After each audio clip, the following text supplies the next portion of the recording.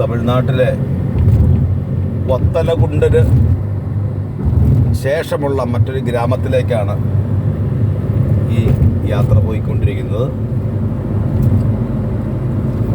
മലകളും കുന്നുകളും താഴ്വരകളും കളകളം ആയ എല്ലാമുള്ള ഒരു പ്രത്യേക തരം സ്ഥലമാണല്ലേ.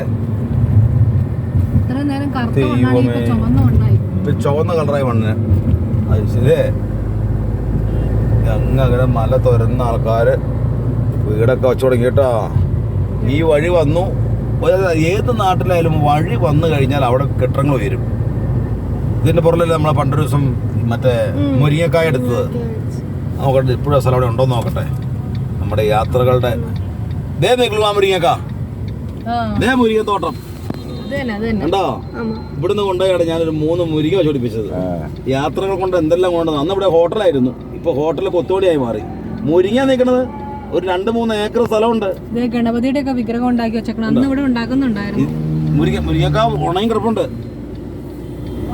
എന്താ അത്ഭുതം. ഒരു സംഭവം മുരിങ്ങയുടെ തോട്ടത്തിൽ പരക്കിയാ കൊടുക്കുക.